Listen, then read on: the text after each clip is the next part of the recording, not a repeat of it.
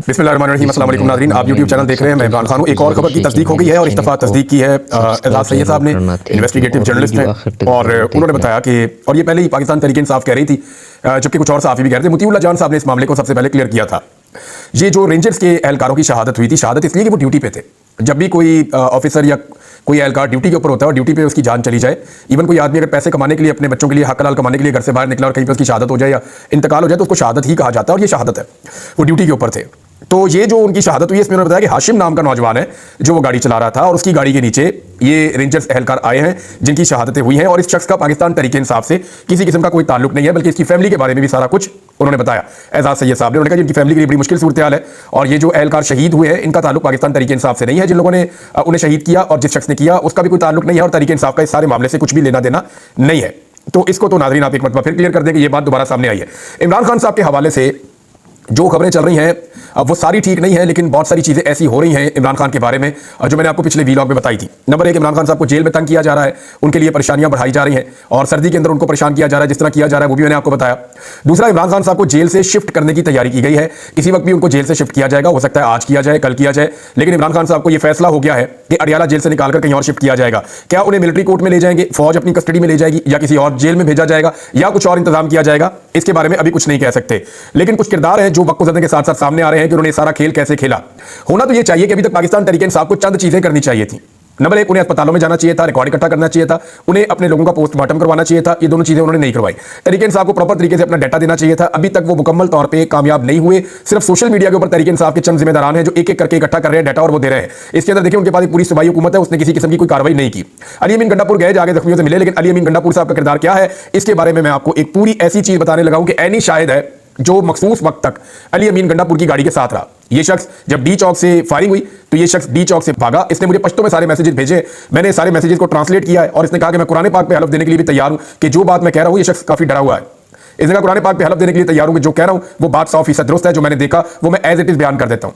वो कह रहे जी जब फायरिंग शुरू हुई तो बहुत तेज फायरिंग हो गई थी और सब लोग हवास भागता हो गए थे, लोग भागना शुरू हो गए, हम भी भागना शुरू हो गए, लाइटें बंद थी। भागते हुए जो सीएम की गाड़ियां हमारे करीब आई, सीएम साहब वहां से निकल रहे थे, वहां से भाग रहे थे, तो मैं एक गाड़ी पे लटक गया इनके पीछे। मैंने मुंह के ऊपर वो कपड़ा वगैरह लपेटा हुआ था और बहुत सारे और लोग हैं जिन्होंने लपेटे हुए थे। सीएम के अपने गार्ड्स जो है उन्होंने भी कपड़े लपेटे हुए थे, कुछ ने। उन्होंने कहा जी मैं वहां से सीएम की गाड़ी के पीछे लटक गया और गाड़ी बहुत तेज चला रहे थे वो। और थोड़ी देर के बाद एक और गाड़ी देखी जो पहले मुझे नहीं पता था, बाद में पता चला कि ये उमर अयूब साहब की गाड़ी है और इनकी गाड़ी भी साथ ही सीएम खैबर पख्तूनख्वा की गाड़ी के साथ निकल रही थी। फिर वो पुल जहां पे नीचे अली अमीन गंडापुर साहब ने तकरीर की थी, ये उस पुल पे पहुंचे और उसको जब क्रॉस किया और वहां पे उस पुल पे पहुंच के अली अमीन गंडापुर ने जहां तकरीर की थी वहां आगे गाड़ियां और भी खड़ी थी। वहां जनाब वो कहते थे गाड़ियां रोकी और पुल के ऊपर से गाड़ियां आगे लेकर गए और तेजी से एक ब्रेक मारी तो एक सिक्योरिटी का जो लड़का था जो गंडापुर साहब की सिक्योरिटी में था, गाड़ी उसको भी जाकर लगी लेकिन वो बच गया। और इसके बाद उसने बताया जी कि लड़के को गाड़ी टच हुई लेकिन वो लड़का बच गया। अली अमीन उतरकर फौरन दूसरी गाड़ी में गए जिस गाड़ी में उमर अयूब और बुशरा बीबी मौजूद थे, यानी दूसरी गाड़ी थी उसमें बुशरा बीबी और उमर अयूब दोनों पहले से मौजूद थे। अली अमीन गंडापुर साहब उतरे और उस गाड़ी के अंदर जाकर बैठ गए। इन्होंने वहां से गाड़ियां भगाई और गाड़ियां उन्होंने भगाई और आगे एक जगह पहुंचे तो रास्ता बंद था, यानी पुल के दूसरी कोने पे गए, उस तरफ जाके देखा तो वो रास्ता बंद था और वो रास्ता खुला हुआ नहीं था। तो बुशरा बीबी उस वक्त गाड़ी से बाहर निकल आई और उन्होंने कहा कि तुम कहां जा रहे हो, क्यों वापस जा रहे हो, किधर को जा रहे हो, वापस नहीं जाना। तो जो गाड़ी थी उसकी सिक्योरिटी के लिए जो लोग साथ गाड़ी के लटके होते हैं ऊपर चढ़े होते हैं, जैसे इमरान खान साहब की गाड़ी के ऊपर भी आपने देखा होगा, तो उनमें से एक बंदा जो है उसने बुशरा बीबी के कंधे पे हाथ रखा और उसने कहा कि आप गाड़ी के अंदर बैठे। और इसने यह भी बताया कि बुशरा बीबी रो रही थी और वो रोते हुए पूछ रही थी कि तुम किधर जा रहे हो, क्यों जा रहे हो और यहां से क्यों भाग रहे हो। तो गाड़ी के ऊपर जो बंदा था उसने बुशरा बीबी के कंधे पे हाथ रख के कहा कि बैठ जाओ गाड़ी में, और उन्होंने जबरदस्ती की और उन्हें गाड़ी में बैठा दिया। वो फिर दोबारा गाड़ी से निकली। थोड़ी देर के बाद जब दोबारा गाड़ी से वो निकली और उन्होंने चीखना शुरू किया तो उसी सिक्योरिटी वाले ने उनके मुंह पर हाथ रख के कहा कि तुम चुप हो जाओ। किसी ने वीडियो बनाने की वहां पे कोशिश की, ये भी उस बंदे ने बताया, तो सिक्योरिटी वालों ने उसे वीडियो बनाने से रोक दिया।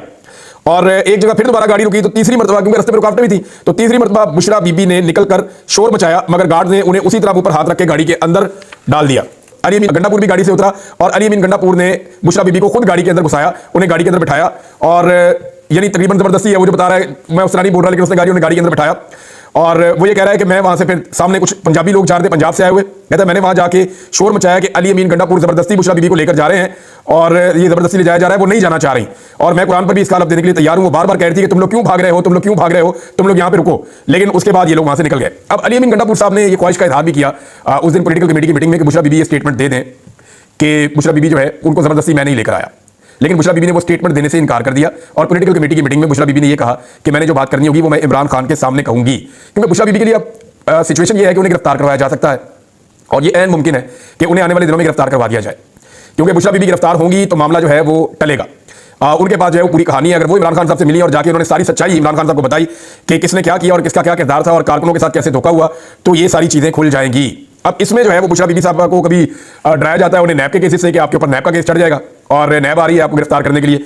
ये खबरें भी आ रही हैं, अभी नैब ने तरदीद कर दी थी, हम खैबर पख्तूनख्वा जो है वो वज़ीर आला हाउस में नहीं गए, लेकिन पहले ये रिपोर्ट हुआ था कि वो वहां पे आए, उन्होंने आगे बुशरा बीबी का पूछा, लेकिन अब ये रिपोर्ट हो रहा है कि वो कह रहे हैं हम वहां पे नहीं गए। दूसरा ये है कि क्या बुशरा बीबी का राब्ता हो रहा है नॉर्मली लोगों के साथ, तो बहुत सारे लोगों से मैंने पूछा तो उन्होंने कहा जी हमारा पहले अगर राब्ता था भी तो अब उनसे कोई राब्ता नहीं है। उनकी बहन ने भी इस तरह का स्टेटमेंट थोड़ी देर पहले दिया था कि बुशरा बीबी से हमारा कोई राब्ता नहीं है। तो अब ये मामला वो है और उतना ही है जितना मुझे एज इट इज एक बंदे ने बताया, और इस बंदे का कोई ताल्लुक इस हवाले से नहीं है कि इसका कोई फायदा या नुकसान हो इसमें। यानी उसने जो देखा उसने हलफ लिया, उसने कहा जी मैं आपको एग्जैक्टली वही बताऊंगा जो मैंने देखा, ना इससे ज्यादा कुछ ना इससे कम कुछ। गाड़ी में क्या बात हो रही थी मुझे नहीं पता, अगर अंदर कोई बात किसी और तरह हो रही थी मैं नहीं जानता, लेकिन बुशरा बीबी ने 3 मरतबा शोर इस बात पे मचाया कि भाग क्यों रहे हो, जा क्यों रहे हो, किधर जा रहे हो, वापस चलो और मुझे उतारो गाड़ी से। तो इनको फिर वो जबरदस्ती लेकर गए, लेकिन उमर अयूब ने इसके ऊपर प्रोटेस्ट किया कि ये सलूक जो है बुशरा बीबी के साथ ये मुनासिब नहीं है। बहरहाल अब देखें, ये उमर अयूब, अली अमीन गंडापुर वो उस रात फिर इकट्ठे थे, फिर अगले दिन उन्होंने एक साथ एक प्रेस कॉन्फ्रेंस भी की है। लेकिन जो मुझे एज इट इज बताया उस बंदे ने, जो एनी शाहिद था, मैंने वो आपको बता दिया है। और जब मैंने पॉलिटिकल कमेटी के अंदर से कुछ सोर्सेज से इन्फॉर्मेशन ली तो उन्होंने कहा कि अली अमीन गंडापुर साहब ये साबित करना चाहते हैं, उनको इस बात की बड़ी परेशानी है कि किसी तरह ये मैं साबित कर दूं कि बुशरा बीबी को उस रात में जबरदस्ती नहीं लेकर गया था। इसके लिए वो बुशरा बीबी की गवाही दिलवाने की कोशिश भी कर रहे थे, लेकिन बुशरा बीबी ने वहां पे ऐसी गवाही नहीं दी। अब इमरान खान साहब की सेहत के हवाले से जो खदशात हैं और उनकी सूरत के हवाले से जो खदशात हैं कि उनको वहां से शिफ्ट किया जाएगा, कहीं और ले जाया जाएगा, तो इसके लिए दोबारा से इस्लामाबाद में जो है वो एक्टिविटी शुरू कर दी गई है। इस्लामाबाद में क्रैकडाउन हो रहा है, पंजाब में क्रैकडाउन हो रहा है, बलूचिस्तान में ये पहली दफा हो रहा है। वहां के लोगों ने मुझे बताया कि वहां पे जो शोहदा थे उनकी फातिहा कहने के लिए जो लोग आ रहे हैं उनको भी रोका जा रहा है। पुलिस जो है वो मुकदमे दर्ज कर रही है जो शहीद हुए लोग उनके घर वालों के ऊपर भी। और पहले बीबीसी ने पोल खोला था, कुछ आलमी मीडिया, अल जजीरा है, द गार्डियन है, बाकी मीडिया ने पोल खोला था। अब जो है वो इंडिपेंडेंट उर्दू की एनी शराजी है, उन्होंने भी सारे डी चौक का पोल खोल दिया है। कम से कम 10 शोहदा का उन्होंने कंफर्म किया कि वो डी चौक में शहीद किए गए, और उन्होंने बताया कि 110 अफराद ऐसे हैं जो जख्मी हुए, जिनको गोलियां लगी और उन्हें अस्पतालों में पहुंचाया गया। अस्पतालों में इमरजेंसी की सूरत हाल थी और अस्पतालों में कर्फ्यू लगा हुआ था। अस्पताल जो है वो पूरी तरह से फॉलो नहीं कर सके प्रोसीजर को जैसे वो करते हैं। अब इस्लामाबाद में एक और चीज हुई है नाज़रीन, वो मुझे आपके साथ शेयर करनी है और ये बहुत इंपॉर्टेंट है। इस्लामाबाद में सहाफियों की एक बैठक हुई है और ये वो सहाफी इकट्ठे हुए हैं जो उस रात वहां पे मौजूद थे डी चौक में, जिन्होंने ये गोली चलती हुई देखी है, जिन्होंने जख्मियों को उठा के अस्पताल ले जाते हुए देखा है, जिन्होंने लाशें वहां पे देखी हैं। अब इसमें जो है उन तमाम सहाफियों ने अपने अपने नोट्स इकट्ठे किए। अब यहां पे तकरीबन दर्जनों के करीब सहाफी मौजूद थे, इनमें ज्यादातर वो हैं जो सोशल मीडिया के ऊपर जर्नलिज्म करते हैं। तो ये जो दर्जनों सहाफी वहां पे मौजूद थे, इन्होंने अपने अपने नोट्स शेयर किए कि मैं फलां जगह पे था, मैंने ये देखा। दूसरे ने कहा जी मैं फलां जगह पे था, मैंने ये देखा। तीसरे ने बताया जी मैं फलां जगह पे था। खातून सहाफियों ने कहा जी मैं इस जगह पे थी, मैंने ये देखा। तो इन्होंने लाशें अपनी तरफ से काउंट की कि जी मैंने इस तरह के कपड़ों में इस तरह का एक बंदा इस इलाके का वो लगता था, उसको मैंने देखा, उसकी डेड बॉडी थी। किसी ने बताया मैंने 2 डेड बॉडी देखी, किसी ने कहा मैंने 3 डेड बॉडी देखी। और जब इन्होंने अपने नोट्स शेयर किए, अब कई दफा ऐसा होता है कि एक ही सहाफी ने 2-3 सहाफियों ने एक ही डेड बॉडी देखी होती है, तो इन्होंने वो कंफर्म किया कि चोट किस जगह पे, जो इनका क्राइटेरिया था वो ये था कि गोली किस जगह पे लगी थी, उसने कपड़े किस रंग के पहने थे, उसके साथ किस तरह के लोग थे, उसकी डेथ हो चुकी थी या वो मरने के करीब था, और यानी जितनी सारी चीजें इकट्ठी की और किस जगह पे आपने ये देखा। तो जब इन्होंने डाटा इकट्ठा किया तो सहाफी इस नतीजे पर पहुंचे कि उन्होंने खुद अब तक 17 लाशें सिर्फ सहाफियों ने देखी हैं। इसके अलावा कुछ और डाटा जब उन्होंने कलेक्ट किया तो उनका अंदाजा है कि लाशें 20 से ज्यादा हैं। यानी मुझे एक सहाफी ने बताया कि हमने हमारे एस्टीमेट के मुताबिक 25 के करीब लोग वहां पे शहीद हुए हैं।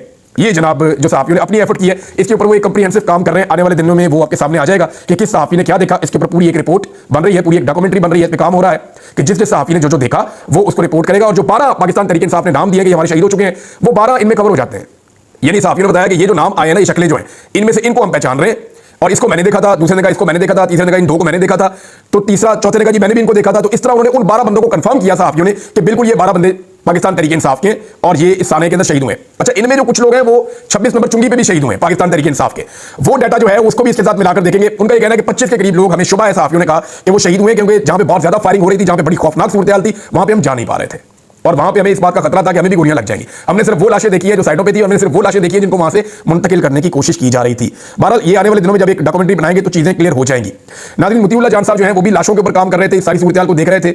अल्हम्दुलिल्लाह उनकी जमानत हो गई है और रोक जमा होने के बाद उन्हें रिहा कर दिया गया है। अब तक की इत्तला के मुताबिक ये सहाफियों ने रिपोर्ट किया इस्लामाबाद से कि मुतीउल्लाह जान साहब रिहा हो गए हैं। ये बड़ी अच्छी खबर है हमारे लिए, सबके लिए, कि उनको पहले गायब किया गया था, लेकिन जितनी जोरदार तरीके से इस्लामाबाद में सहाफियों ने, वकला ने और सिविल सोसाइटी ने और इसके अलावा ह्यूमन राइट्स की तंजीमों ने, पाकिस्तान के अंदर और पाकिस्तान के बाहर तंजीमों ने जिस तरह आवाज उठाई है, उसके बाद मुतीउल्लाह जान साहब को अगवा रखना मुमकिन नहीं रहा, जबरी लापता करना मुमकिन नहीं रहा। वो फिर उसके बाद बाजियाब हो गए, लेकिन वो पुलिस के पास मिले। अब वहां से भी उनकी बेल हो गई है और मुतीउल्लाह जान साहब जो है वो अपने घर पहुंच जाएंगे और उसके बाद वो अपना रूटीन का काम शुरू करेंगे। ये तो है जी मुतीउल्लाह जान साहब का। शाकिर इरफान साहब का देखें, हम सबको ना सिस्टम की ये गलतफहमी दूर करनी चाहिए कि अगर हमारे में कोई सहाफी गरीब है हमारे में कोई सहाफ़ी जो है उसके ज़्यादा बड़े लोगों से ताल्लुकात नहीं है, उसके सियासतदानों से ताल्लुकात नहीं है, उसके जनाब ब्यूरोक्रेसी में वकला से, बहुत बड़े बड़े लोगों से, एनजीओ से उसके ताल्लुकात नहीं है, पाकिस्तान के बाहर जो लोग हैं उनके साथ उसके ताल्लुकात नहीं है, इस्लामाबाद के बड़े सहाफ़ियों से उनके ताल्लुकात नहीं है। तो फिर उस आदमी को एजेंसियां नहीं छोड़ेंगी या उसको अपने पास रखेंगी, ये गलतफहमी हमें दूर करनी चाहिए। शाकिर अवान गरीब आदमी है, थोड़ा सा पहले उसने नौकरी भी छीन ली। मुझे अच्छी तरह याद है, उसने मुझे फ़ोन किया कि इमरान भाई मामला ये है कि मेरी नौकरी जा रही है। तो मैंने कहा क्या हुआ? उसने कहा जी बात यह है कि मेरा इदारा मुझे कह रहा है कि आप ट्विटर के ऊपर जो चीज़ें लिखते हैं वो लिखना छोड़ दें। मैंने कहा जो आप लिखते हैं आप उससे मुतमईन हैं? उन्होंने कहा जी मैं लिखता हूँ, बिल्कुल ठीक लिखता हूँ, अपनी ईमानदारी के साथ लिखता हूँ, मैं उससे मुतमईन हूँ, मैं उसको लिखना नहीं छोड़ूंगा। ये मुझे शाकिर अवान साहब ने कहा। तो मैंने कहा यार आपकी जॉब है, आप कुछ कंप्रोमाइज अगर आप करना चाहें तो आप कर लें थोड़ा बहुत, आपकी नौकरी का मामला है, आपका घर इससे चलता है, आपको तनख्वाह मिलती है, आप थोड़ा सा अपने आपको बैक फुट पे अगर ले जाना चाहें तो ये आपकी एक मसलियत हो सकती है। उन्होंने कहा जी मैंने काफ़ी कोशिश की है, मैंने बहुत ज़्यादा अपने आप को कंट्रोल किया, लेकिन वो एक के बाद एक स्टेप आगे बढ़ते हैं। मुझे ऐसा लगता है कि मुझे खामोश करवाना उनका मकसद है। मैंने कहा फिर आप क्या करेंगे? तो उन्होंने कहा जी मैं नौकरी छोड़ दूंगा, वो मुझे नौकरी से निकाल देंगे, मैं नौकरी छोड़ दूंगा, लेकिन मैं सच बोलना नहीं छोड़ूंगा। अब ये वो आदमी है जो कि लैंडलॉर्ड नहीं है, ये वो आदमी है जिसके पास कोई बड़ी जायदाद नहीं है, ये कमजोर और गरीब आदमी है जिसकी बहुत कम पहचान है, और वो आदमी जो है वो डटकर खड़ा हुआ, उसने कहा नहीं मैं सच बोलूंगा। और सच बोलने की सजा क्या है वो आपके सामने, उसको अगवा कर दिया है। अब वो गरीब आदमी है, वो कमजोर आदमी है, और मारे देते तो गुस्सा ही बहुत आता है। यानी जो कमजोर है ये सिस्टम उसको कुचल कर रख देता है। तो वो कहते हैं ना कि जुर्म ज़ईफ़ी की सजा मर्गे मफाजात, वो पाकिस्तान में रूल ऑफ लॉ तो है नहीं, जितना कोई कमजोर है उसके ऊपर उतना ही गुस्सा निकालते हैं। तो ये सूरत हाल मैं देख रहा हूँ कि जो शाकिर अवान साहब के साथ हो रहा है, मेरे ख्याल में हमें ये गलतफहमी दूर करनी चाहिए सिस्टम की कि अगर कोई जर्नलिस्ट है और वो आवाज़ उठा रहा है तो हम सबको उसके लिए भरपूर आवाज़ उठानी चाहिए, उसी तरह उठानी चाहिए जैसे हम अपने लिए सोचेंगे कि अगर हमारे साथ कुछ हो तो हम आवाज़ उठाएं, या हमें हमारे लिए लोग आवाज़ उठाएं, तो ऐसे ही हम सबको मिलकर शाकिर अवान साहब के लिए आवाज़ उठानी चाहिए। जनाब यास्मीन राशिद साहिबा से मेरी आज बात हुई सुबह, और मैंने अपनी ज़िंदगी में पहली मरतबा उन्हें इतना रंजीदा देखा, यानी उनकी आवाज़ रूहानी थी। मुझे ऐसा लगा जैसे वो रो रही है। हालांकि मैंने कभी जिंदगी में ये सोचा भी नहीं था कि यास्मीन राशिद जैसा पहाड़, जितनी मजबूत वो खातून है, उनकी आंखों में कभी आंसू आ पाएंगे, मैंने कभी सोचा भी नहीं था। तो मैंने उनसे कहा मैडम क्या हुआ आपको? तो उन्होंने कहा बेटा बात यह है कि मैं बेबस हूँ, मैं बेबस हूँ कि मेरे बच्चे मार दिए और मैं कुछ नहीं कर सकती। यानी आज भी वो अपने लिए नहीं रो रही, वो कैंसर की पेशेंट है और कैंसर से लड़ रही हैं और कैद काट रही हैं बहादुरी के साथ। और जो उनका मध्य मुकाबला है जिसको जाली फॉर्म 47 पे जितवाया गया था, वो दौड़ गया, बार बार दौड़ जाता है, बहाने बना के दौड़ जाता है, और ये कैंसर से भी लड़ रही है और उस आदमी से भी लड़ रही है और जीती भी हुई है। अब मामला यह है कि यास्मीन राशिद साहिबा ने कहा कि मैं अपने बच्चों के लिए कुछ कर नहीं पा रही। मेरे दिल में बड़ी तकलीफ है इस बात की कि मेरे बच्चों का कत्लेआम किया गया है और मैं इसे कभी नहीं भूल पाऊंगी। मैं जितना बेबस अब महसूस कर रही हूं, मैंने जिंदगी में कभी महसूस नहीं किया। मुझे अपनी इस कैद से सबसे ज्यादा नफरत अब हो रही है, वो इसलिए कि मैं बाहर अपने बच्चों के लिए, उनको इंसाफ दिलाने के लिए कुछ नहीं कर पाऊंगी या कुछ नहीं कर पा रही हूं।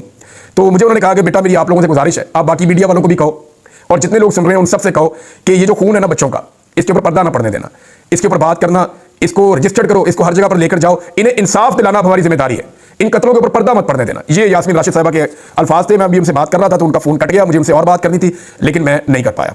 जुल्म खलीलजाद का एक ट्वीट आया, वो अगले वीलॉग में मैं आपको बताऊंगा, लेकिन तहरीक इंसाफ को फौरी तौर पर इमरान खान साहब से मुलाकात का बंदोबस्त करना चाहिए।